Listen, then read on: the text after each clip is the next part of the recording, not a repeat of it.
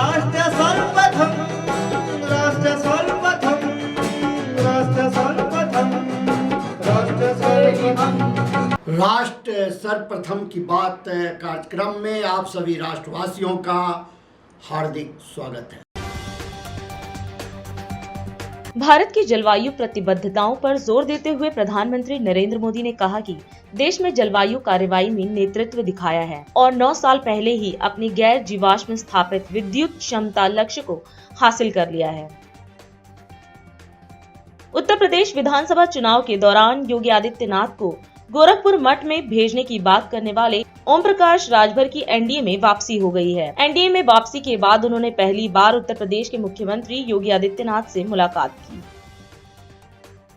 जम्मू स्थित आधार शिविर से 3000 से अधिक अमरनाथ यात्रियों का एक जत्था कश्मीर के लिए रवाना हुआ, लेकिन भारी बारिश और भूस्खलन के कारण अधिकारियों ने जम्मू श्रीनगर राष्ट्रीय राजमार्ग को बंद करते हुए उसे रामबन में रोक दिया। बंगाल में महिला अत्याचार को लेकर स्मृति ईरानी ने साधा कांग्रेस और टीएमसी पर निशाना, चुप्पी पर उठाए सवाल। 2024 को लेकर राजनीति लगातार जारी है। पूर्व मुख्यमंत्री एचडी कुमारस्वामी ने बड़ी बात कही। उन्होंने कहा कि उनकी पार्टी ने राज्य के हित में भाजपा के साथ विपक्ष के रूप में मिलकर काम करने का फैसला किया है। राजस्थान में महिलाओं की सुरक्षा को लेकर अपनी ही सरकार से सवाल करने पर राजेंद्र सिंह गुड़ा को मुख्यमंत्री अशोक गहलोत ने मंत्रिमंडल से बर्खास्त कर दिया है। वे राजस्थान सरकार में मंत्री थे। राजस्थान में जारी राजनीति वार पलटवार के बीच राज्य के मुख्यमंत्री अशोक गहलोत ने पीएम मोदी पर पलटवार किया है। पीएसआई भर्ती घोटाले की न्यायिक जांच के आदेश, जस्टिस बी बीरप्पा आयोग करेगा घोटाले की जांच। प्रवर्तन निदेशालय ने छत्तीसगढ़ में 18 स्थानों पर तलाशी अभियान चलाने के बाद आईएएस अधिकारी रानू साहू को गिरफ्तार कर लिया है। ईडी ने यह कार्रवाई नए मनी लॉन्ड्रिंग मामले के सिलसिले में की। प्रधानमंत्री नरेंद्र मोदी ने लगभग 70,000 युवाओं को वीडियो कॉन्फ्रेंसिंग के माध्यम से नियुक्ति पत्र वितरित किए। इस अवसर पर पीएम ने कार्यक्रम को संबोधित करते हुए कहा कि जिन युवा साथियों को नियुक्ति पत्र मिले हैं उनके लिए भी यह एक यादगार दिन है, लेकिन साथ साथ देश के लिए भी ये बहुत ही ऐतिहासिक दिवस है। इस महत्वपूर्ण दिन पर आप सभी को सरकारी सेवा के लिए ज्वाइनिंग लेटर मिलना ये अपने आप में बहुत बड़ी प्रेरणा है। सरकारी सेवा में रहते हुए आपको हमेशा तिरंगे की आन बान शान बढ़ाने के लिए काम करना है। नमस्कार। आज जिन युवा साथियों को नियुक्ति पत्र मिल रहे हैं उनके लिए भी यह एक यादगार दिन है, लेकिन साथ साथ देश के लिए भी ये बहुत ऐतिहासिक दिवस है।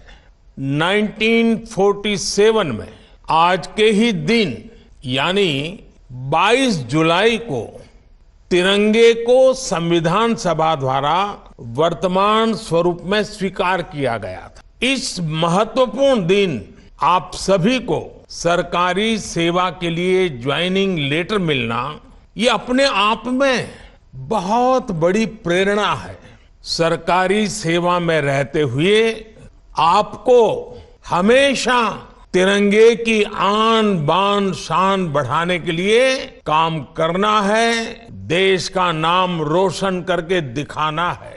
आजादी के अमृत महोत्सव में जब देश विकसित होने के लक्ष्य पर काम कर रहा है, आपका सरकारी नौकरी में आना ये बहुत बड़ा अवसर है। ये आपके परिश्रम का परिणाम है। मैं नियुक्ति पत्र पाने वाले सभी युवाओं को और आपके परिवारजनों को भी बहुत बहुत बधाई देता हूं, बहुत बहुत शुभकामनाएं देता हूं। साथियों, आजादी के इस अमृत काल में सभी देशवासियों ने अगले 25 वर्ष में भारत को विकसित भारत बनाने का संकल्प लिया है।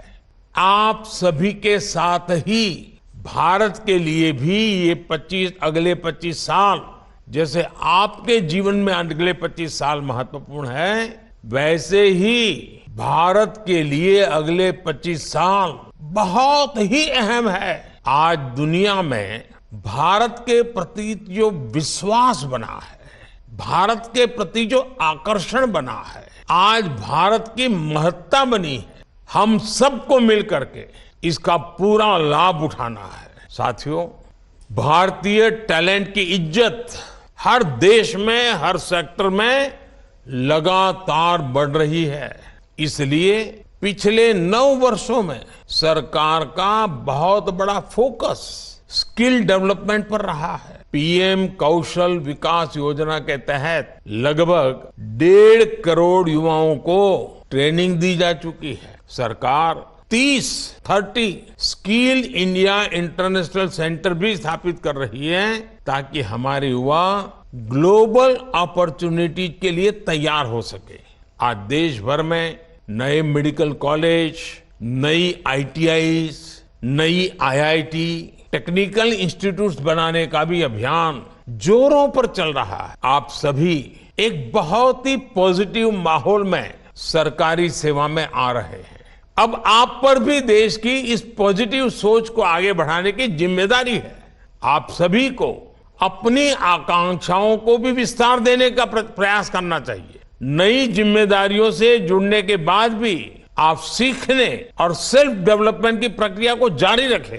आपकी मदद के लिए सरकार ने online learning platform iGOT Karmayogi तैयार किया है। मेरा आप सबसे आग्रह है कि इस सुविधा का ज्यादा से ज्यादा लाभ उठाने का प्रयास करें। एक बार फिर मैं आपको, आपके परिवार के लोगों को इस नई जिम्मेवारी के लिए बहुत बहुत बधाई देता हूं और इस नई जिम्मेवारी एक आरंभ बिंदु है। आप भी जिंदगी की अनेक नई ऊंचाइयों को प्राप्त करें। आपके माध्यम से जहां भी आपको सेवा करने का मौका मिले, देश का हर नागरिक अपने सपनों को पूरा करने के लिए आपके कारण बहुत नई ताकत को प्राप्त करे। आप अपने हर सपनों को पूरा करें, संकल्प को पूरा करें, इस जिम्मेवारी को बखूबी निभाएं। इसके लिए मेरी तरफ से आपको बहुत बहुत शुभकामनाएं हैं। बहुत बहुत धन्यवाद। पीएम नरेंद्र मोदी ने आज रोजगार मेला कार्यक्रम के अंतर्गत देश के 70,000 से अधिक युवाओं को नियुक्ति पत्र वितरित किए। इसी कड़ी में नागपुर के वानामती ऑडिटोरियम में इस कार्यक्रम के साथ जोड़कर केंद्रीय मंत्री नितिन गडकरी ने लाभार्थियों को नियुक्ति पत्र वितरित किया। कार्यक्रम को संबोधित करते हुए केंद्रीय मंत्री नितिन गडकरी ने कहा कि हमारे देश की अर्थव्यवस्था में ज्यादा से ज्यादा रोजगार कैसे पैदा हो, इसके ऊपर सरकार निरंतर प्रयास कर रही है। केंद्रीय मंत्री ने खुशी जाहिर करते हुए कहा कि आज आप सभी युवाओं को भारत सरकार की ओर से रोजगार का अवसर मिल रहा है। पीएम मोदी के नेतृत्व में भारत सरकार देश के युवाओं की प्रतिभा और ऊर्जा से नए भारत के निर्माण के लिए प्रतिबद्ध है। हमारे देश की जो अर्थव्यवस्था है उसमें ज़्यादा से ज़्यादा रोजगार कैसे निर्माण हो, इसके ऊपर सरकार से निरंतर प्रयास हो रहा है। पर जैसे रोजगार निर्माण हो रहे हैं उसके साथ साथ सरकार में भी अनेक जगह को काफ़ी दिनों तक भर्ती नहीं की जाती, जिसमें रेट टैपिज्म में वो फंस जाता है और सालों साल वो जगह खाली रहती है। प्रधानमंत्री जी ने विशेष रूप से ये जो जगह है ये तुरंत भरनी चाहिए, इस प्रकार के आदेश सभी विभाग को दिए हैं और उसी के आधार पर आज आपको नियुक्ति पत्र मिल रहा है। मुझे खुशी है कि आपकी पढ़ाई पूरी करने के बाद आज आपको रोजगार का अवसर भारत सरकार की ओर से मिल रहा है। स्वाभाविक रूप से आप सबको काफ़ी जगह काम करने का मौका मिलेगा। हमारी सरकार में financial audit is very important, but performance audit is more important than financial audit. हमारे गलत निर्णय लोगों को तकलीफ देते हैं और जिसके कारण उनके जीवन में कारण न होते हुए तकलीफें बढ़ती हैं और इसलिए आप सब लोग अब सरकार की नए रोजगार में जा रहे हो तो मैं आग्रह से कहूँगा कि आपके performance audit is more important. कुछ लोग ऐसे होते हैं वो केवल कानून की बात करते हैं, पर कानून का अर्थ होता है कि there is a difference between letter and spirit, और कानून के स्पिरिट को जो नहीं समझते हैं वो काम नहीं कर सकते। और इसलिए आज आप सरकार में आपके करियर की नई शुरुआत करने वाले हो तो आप बहुत अच्छी तरीके से सरकार में काम करिए और काम करने में निश्चित रूप से आपको भी एक सेटिस्फैक्शन मिलेगा और वो सेटिस्फैक्शन आपको और अच्छी काम करने की प्रेरणा देगा। वैसे मैं तो अक्सर लोगों को कहता हूँ कि नौकरी मांगने वाले नहीं, नौकरी देने वाले बनो, और मैं ये मानता हूँ कि आप भी जितने जल्दी नौकरी के बजाय कोई नए इसमें जाओगे तो अच्छा होगा। मैं अपने लाइफ में 75 साल में मैं मैट्रिक हुआ, तब इमरजेंसी लगी थी। तो इमरजेंसी के खिलाफ मैं काम करते करते मेरा ध्यान एजुकेशन में नहीं था, तो मेरे बहुत इच्छा थी कि इंजीनियरिंग कॉलेज में मैं एडमिशन लूँ, पर मुझे 52% मार्क मिले और साइंस ग्रुप में 49.26 मिले और मुझे इंजीनियरिंग की एडमिशन नहीं मिली। मुझे बड़ा इसका दुख होता रहा कि मुझे एडमिशन नहीं मिली इंजीनियरिंग कॉलेज में। पर आज मैं इतना विद्वान भी नहीं हूँ सर, मुझे 6 डिलीट मिली है, 4 एग्रीकल्चर साइंस की मिली है और 2 एक गलगोटिया यूनिवर्सिटी और एक SBM यूनिवर्सिटी तमिलनाडु की उनकी मिल गई। अपने को डॉक्टर नाम लगाता नहीं हूँ, वो इसलिए लगाता हूँ नहीं कि मुझे सीरियसली ये फील होता है कि ये लगाने के लायक मैं नहीं हूँ। तो मैं आपको ये बताता हूँ कि उच्च विद्या विभूषित होना और सुसंस्कृत होना, इसमें फ़र्क है। और इसलिए आप एक सुसंस्कृत, एजुकेटेड और रिस्पॉन्सिबल सिटीजन के रूप में आपके सर्विस में लोगों की सेवा भी करिए और परफॉर्मेंस ऑडिट जब होगा तब निश्चित रूप से आपका नाम ऊपर आएगा। इसके लिए आप परफॉर्मेंस के तरफ भी ध्यान रखिए। Qualitative performance is very important और मैं मानता हूँ कि नॉलेज ये बड़ी पावर है। तो आपको मेरी बहुत बहुत शुभकामनाएं हैं, शुभेच्छाएं हैं और प्रधानमंत्री का ये सपना है कि आप जैसे लोगों को जीवन में तुरंत रोजगार मिले। और इसलिए जब सरकार में डिपार्टमेंट में बहुत दिनों तक फाइलें घूमते रहती है, पहले वैकेंसी निकालने के लिए 6 महीने लगते हैं, फिर निकलने के बाद रिटर्न टेस्ट होकर UPSC और उधर जाने में वो 6, 7, 8 महीने लगाते हैं, फिर इंटरव्यू के लिए 6 महीने लगते हैं। प्रधानमंत्री जी ने इसके ऊपर बहुत नाराज़गी व्यक्त की। ये system transparent, time bound, result oriented होनी चाहिए और आखिर में उन्होंने तय किया कि इस प्रकार से हम टारगेट रख के ये रोज़गार मेले करें ताकि सब युवाओं को तुरंत रोज़गार मिले। आपको आज ये रोज़गार का सर्टिफिकेट मिल रहा है। मैं आपको बहुत बहुत शुभकामनाएं और शुभेच्छाएं देता हूं। बहुत बहुत धन्यवाद, नमस्कार। शुक्र तीर्थ मुजफ्फरनगर से वृक्षारोपण जन अभियान 2023 का शुभारंभ किया गया। मुख्यमंत्री योगी आदित्यनाथ ने शुभारंभ किया। इस दौरान कार्यक्रम को संबोधित करते हुए सीएम योगी ने कहा कि मां गंगा की पवित्र धारा शुक्र तीर्थ से होकर बहेगी, यह सपना भी साकार हो रहा है। इसके लिए आप सबको हार्दिक बधाई। उन्होंने कहा कि पश्चिम उत्तर प्रदेश की अंग व्यवस्था का आधार है। इसके साथ ही उन्होंने कहा कि आज 242 करोड़ रुपए की परियोजनाओं का शिलान्यास हुआ है। सीएम योगी ने यह भी कहा कि शुक्र तीर्थ कनेक्टिविटी को बेहतर बनाएगा, रोजगार की संभावनाओं को भी विकसित करेगा। भाइयों बहनों, आज मेरा सौभाग्य है कि मेरे सामने यहाँ के पूज्य संतों ने जो प्रस्ताव रखा था, हमारे माननीय जनप्रतिनिधियों ने जो प्रस्ताव रखा था, आज जल शक्ति मंत्री भी और विभाग के प्रमुख सचिव भी यहाँ मेरे साथ में हैं कि मां गंगा की पवित्र धारा सुख तीर्थ से होकर के बहनी चाहिए। वह सपना भी आपका साकार हो रहा है। मैं आप सबको मां गंगा को प्रणाम करता हूं और आपको इसके लिए बधाई देता हूं। मुझे इससे पहले अभी विदुर कुटी में जाकर के वृक्षारोपण करने का सौभाग्य प्राप्त हुआ था। वहां पर भी लोगों की एक ही मांग है, जैसे सुख तीर्थ में मां गंगा की धारा आ गई है, ऐसे विदुर कुटी को भी मां गंगा का आशीर्वाद प्राप्त हो। आज हम लोग उसका भी सर्वे करके आए। पश्चिमी उत्तर प्रदेश की अर्थव्यवस्था का बहुत बड़ा आधार है और जो पोटेंशियल यहाँ पर है, यहाँ के नौजवानों में, यहाँ के किसानों में, यहाँ की बेटियों और यहाँ की बहनों में, यहाँ को समृद्ध बनाने के लिए जो योगदान किया जा रहा है वह अद्भुत है, अविस्मरणीय है और अतुल्य है। उसकी कोई तुलना नहीं की जा सकती। और भाइयों बहनों, इसीलिए आज 242 करोड़ रुपए की इन परियोजनाओं का शिलान्यास और आधारशिला जो हमारे माननीय जनप्रतिनिधियों ने, पदाधिकारियों ने, जनप्रतिनिधियों ने जो प्रस्ताव दिए, उन प्रस्तावों को आज यहाँ पर 77 परियोजनाओं के माध्यम से जमीनी धरातल पर उतारने का कार्य आगे बढ़ रहा है। मैं यहाँ के अन्नदाता किसानों का अभिनंदन करूंगा। भाइयों बहनों, मैं अभिनंदन करूंगा।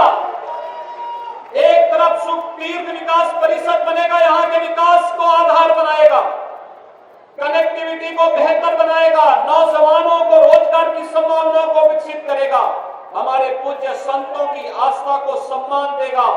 तो दूसरी ओर विकास के नए नए द्वार भी खोलेगा, नए नए द्वार उसके माध्यम से खुलते हुए दिखाई देंगे। और भाइयों बहनों, विकास के कार्यक्रम एक और आगे बढ़ेंगे। दूसरी तरफ इस क्षेत्र में अन्नदाता किसानों का मैं अभिनंदन करूंगा जिन्होंने वन डिस्ट्रिक्ट वन प्रोडक्ट में मुजफ्फरनगर के गुड़ की मिठास को दुनिया तक पहुंचाने का काम किया। वृक्षारोपण महाअभियान के साथ आप में से अगर कोई जुड़ नहीं पाया है तो जरूर एक वृक्ष जरूर लगाइएगा। मुझे आज बरगद का पेड़ लगाने का भी अवसर प्राप्त हुआ है और पीपल का वृक्ष भी लगाने का अवसर प्राप्त हुआ है। ये लगातार चल रहा है। हर सरकार का मंत्री अलग अलग जनपदों में जाकर इस कार्यक्रम के साथ जुड़ रहा है। भाइयों बहनों, आज के इस अवसर पर मैं एक बार फिर से मां गंगा की पवित्र धारा सुखतीर्थ को स्पर्श करते हुए आज आगे बढ़ी है। मैं इस अवसर पर मुजफ्फरनगर वासियों का, सुखतीर्थ में निवास करने वाले सभी श्रद्धालुओं का, पूज्य संतों का एक बार फिर से हृदय से अभिनंदन करता हूं, बधाई देता हूं और विश्वास व्यक्त करता हूं कि हम सब मिलकर के उत्तर प्रदेश को देश के अग्रणी अर्थव्यवस्था के रूप में स्थापित करके, उत्तर प्रदेश को देश के हृदय स्थल के रूप में आगे बढ़ा करके भारत में प्रधानमंत्री मोदी जी के नेतृत्व में भारत को दुनिया की सबसे बड़ी महाशक्ति के रूप में स्थापित करने में अपना योगदान देंगे। आप सबके प्रति एक बार फिर से हृदय से अपनी शुभकामनाएं देता हूं और इस पवित्र भागवत भूमि को कोटि कोटि नमन करते हुए आप सबके सुख और समृद्धि की कामना करते हुए अपनी वाणी को विराम देता हूं। धन्यवाद। जय हिंद। अभी समय है एक ब्रेक का। हम चलते हैं ब्रेक पर, आप कहीं जाए नहीं, छोटा सा break. Powered by Kamal Buildtech Private Limited, fulfilling promises. With our professional team and experience of delivering projects, in past we guarantee you peace of mind and top quality work in an affordable price. राष्ट्र सर्वप्रथम की बात कार्यक्रम में break के बाद एक बार फिर आप सभी राष्ट्रवासियों का स्वागत है। दिल्ली में आज वन महोत्सव कार्यक्रम का आयोजन किया गया। कार्यक्रम में मुख्यमंत्री अरविंद केजरीवाल व दिल्ली के उपराज्यपाल वीके सक्सेना ने शिरकत की। दिल्ली में वन महोत्सव 9 जुलाई से 20 अगस्त तक मनाया जाएगा। इस दौरान कार्यक्रम को संबोधित करते हुए सीएम केजरीवाल ने कहा कि दिल्ली बहुत हरा भरा शहर है, सड़कों के चारों तरफ हरियाली दिखाई देती है। दिल्ली का 23% हिस्सा पेड़ों से घिरा हुआ है, या तो वहां पर वन है या पेड़ हैं। लगभग 1/4 हिस्सा हरियाली में घिरा है। वहीं दिल्ली का विकास भी तेजी से हो रहा है। आज सब बच्चों के बीच में आके बहुत अच्छा लग रहा है। हम सब लोग वन महोत्सव मनाने के लिए एकत्रित हुए हैं। जैसा अभी बताया गया कि दिल्ली में 9 जुलाई से 20 अगस्त तक के लिए वन महोत्सव मनाया जा रहा है। पूरे देश भर में जुलाई और अगस्त में वन महोत्सव मनाया जाता है। आज मुझे और उपराज्यपाल महोदय को आपके साथ वन महोत्सव में शिरकत लेने का मौका मिला। हम अपने आप को बहुत सौभाग्यशाली समझते हैं। दिल्ली बहुत हरा भरा शहर है। अभी मैं और एलजी साहब जब आ रहे थे, सड़कों के दोनों तरफ जब हम देखते हैं, सड़क के बीच में देखते हैं, खूब चारों तरफ हरियाली दिखाई देती है। दिल्ली का 23% हिस्सा, लगभग 1/4 दिल्ली 23% पेड़ों से कवर्ड है। या तो वहाँ पे वन है या वहाँ पे पेड़ हैं, तो लगभग 1/4 दिल्ली पेड़ों से कवर्ड है। अच्छी बात ये है कि एक तरफ दिल्ली का विकास हो रहा है। अमूमन पूरी दुनिया में देखा गया कि जब भी किसी शहर का विकास होता है, नई नई इमारतें बनती हैं, सड़कें बनती हैं, तो बहुत बड़े स्तर के ऊपर पेड़ काटने पड़ते हैं। और जब पेड़ काटे जाते हैं तो उस शहर की हरियाली कम होती जाती है। दिल्ली में ऐसा नहीं कि विकास कम हुआ, दिल्ली की विकास की गति तेज होती जा रही है एक तरफ, लेकिन दूसरी तरफ दिल्ली का ग्रीन कवर कम होने की बजाय बढ़ता जा रहा है। इसका मतलब दिल्ली का जो विकास है वो एक रिस्पॉन्सिबल विकास है, इको फ्रेंडली विकास है। अभी जैसे बताया गया कि 2001 में दिल्ली का केवल 10% हिस्सा ग्रीन कवर में आता था। 2014 में लगभग 20% हिस्सा ग्रीन कवर में आता था और आज 23% हिस्सा ग्रीन कवर में आता है। पूरे देश के जितने भी बड़े बड़े शहर आप ले लीजिए, कलकत्ता, बंबई, चेन्नई, हैदराबाद, बेंगलोर, कोई भी बड़ा शहर ले लीजिए, सारे बड़े शहरों में सबसे ज्यादा ग्रीन कवर दिल्ली के अंदर माना गया है। उसको एक तरह से पर कैपिटा में मानते हैं कि प्रति व्यक्ति ग्रीन कवर कितना है, तो पर कैपिटा ग्रीन कवर सबसे ज्यादा दिल्ली के अंदर है। और अपने देश की बात तो छोड़ो, लंदन और न्यूयॉर्क से भी ज्यादा ग्रीन कवर दिल्ली के अंदर है। ये हम दिल्ली वालों के लिए बड़ी खुशी की बात है, बड़े फक्र की बात है। लेकिन खुश होना है, एनकरेज होना है, लेकिन हाथ पे हाथ रख के नहीं बैठना। इसको और बढ़ाना है, इसे और आगे लेके जाना है। अभी 23% हुआ है, तो 1-2 साल के बाद इसको 25% पे भी लेके जाना है। आज एक और बड़ी खुशी की बात है कि 5.5 लाख पेड़ एक साथ पूरी दिल्ली में 5.5 लाख पेड़ लगाए जाएंगे। और हमारी पूरी दिल्ली ने इस बार ठाना है कि इस साल 1 करोड़ से ज्यादा पेड़ लगाने हैं दिल्ली के अंदर। हम 21.5 लाख पेड़ लगाएंगे, 73.5 लाख श्रब्स लगाएंगे और 7 लाख के करीब हम फ्री में बांटेंगे ताकि सब लोग लगाएं। और अभी तक इस साल 27.5 लाख पेड़ पौधे लगा चुके हैं हम लोग। 1 करोड़ का टारगेट है। अभी अप्रैल, मई, जून, जुलाई 3 महीने हुए हैं। 3 महीने के अंदर ऑलरेडी हम 27.5 लाख लगा चुके हैं।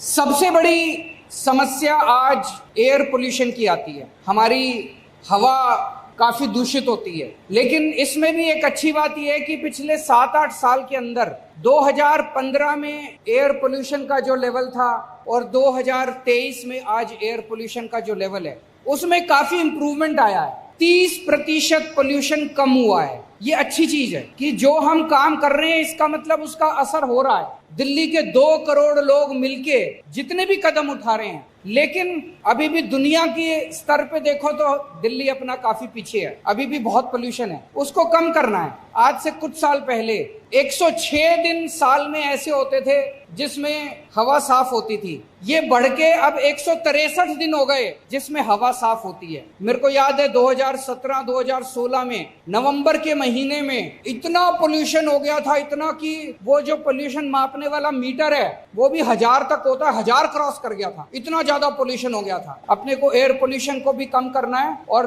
दिल्ली को दुनिया का सबसे साफ सुथरा शहर बनाना है। छत्तीसगढ़ विधानसभा में उत्कृष्टता अलंकरण समारोह 2022 का आयोजन किया गया। इस अवसर पर मुख्यमंत्री भूपेश बघेल भी मौजूद रहे। कार्यक्रम को संबोधित करते हुए सीएम बघेल ने कहा कि छत्तीसगढ़ के विकास के लिए सब मिलकर काम कर रहे हैं। छत्तीसगढ़ विधानसभा ने देश की विभिन्न विधानसभाओं में अपनी उत्कृष्टता को सिद्ध किया है। उन्होंने कहा कि विदाई की इस बेला में सभी साथियों को बधाई। आदरणीय साथियों, आज तो विदाई का समारोह है।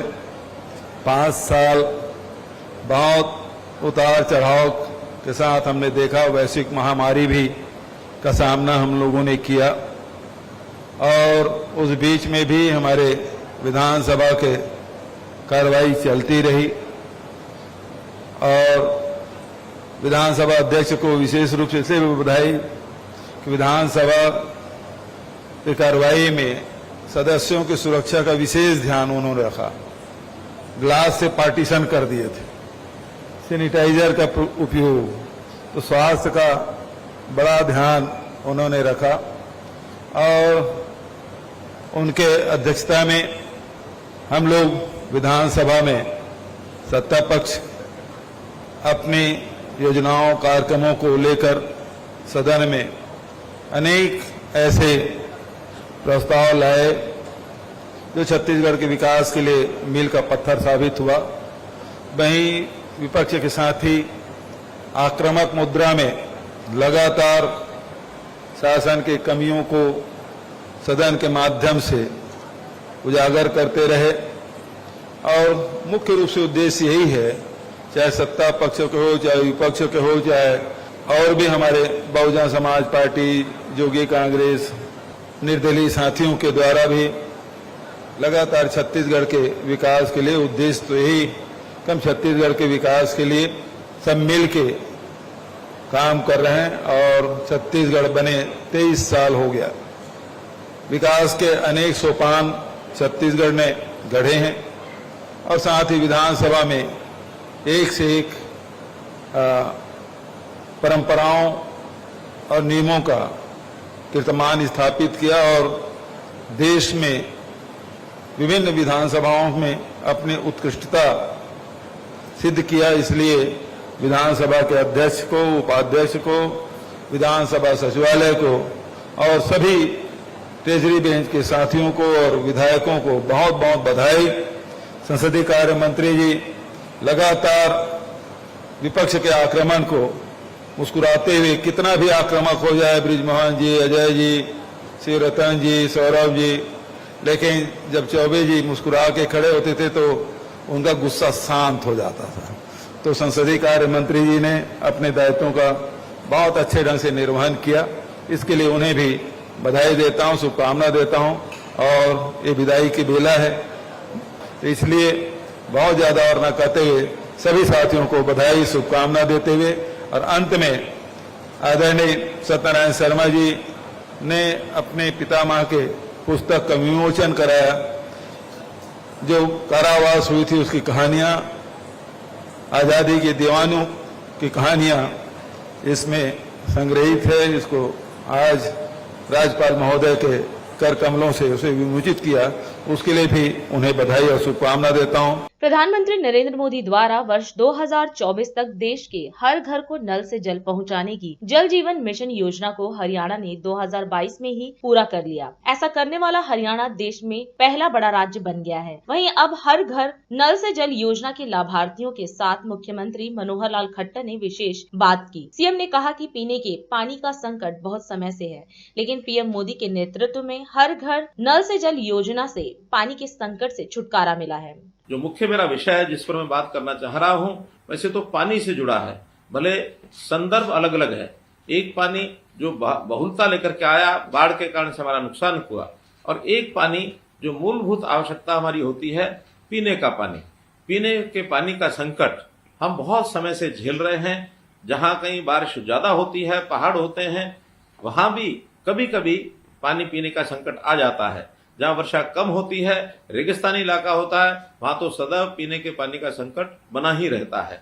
लेकिन हमारे प्रधानमंत्री जी ने जिस प्रकार की सोच रख करके जनता की तकलीफें, खास करके गांव वासियों की तकलीफें, गरीब लोगों की तकलीफें, महिलाओं की तकलीफें, इन सबको जिस प्रकार से जांचा है, भांपा है, मैं सराहना करता हूं कि एक एक करके स्कीम बनाकर वो चीजों को आगे लेकर के आ रहे हैं। तो इस नल से जल देने का जो काम उन्होंने शुरू किया, हर घर में नल पहुंचना चाहिए, हर घर नल से जल, इससे हमारे अपने प्रांत में हरियाणा में भी हमने इसको पूरा कर लिया है।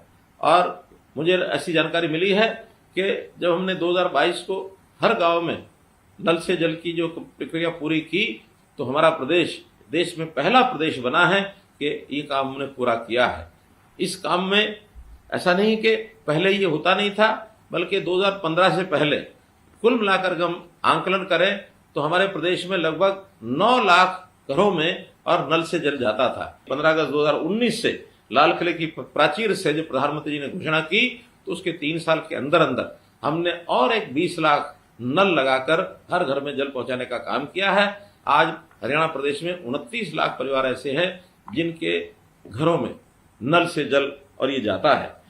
प्रधानमंत्री जी ने जिस दिन इस योजना की घोषणा की थी और उन्होंने जो शब्द कहे थे, वो कहा था जल संचय हो, जल सिंचन हो, वर्षा की बूंद बूंद पानी को रोकने का काम हो, पानी बचाने का अभियान हो, पानी के प्रति सामान्य से सामान्य नागरिक सजग बने, संवेदनशील बने, बचपन से ही पानी के महत्व की शिक्षा दी जाए। तो पानी का इतना महत्व उन्होंने बताया, पानी पीने के लिए हो अथवा सिंचाई के लिए हो, आवश्यकता को पूर्ति करने के लिए।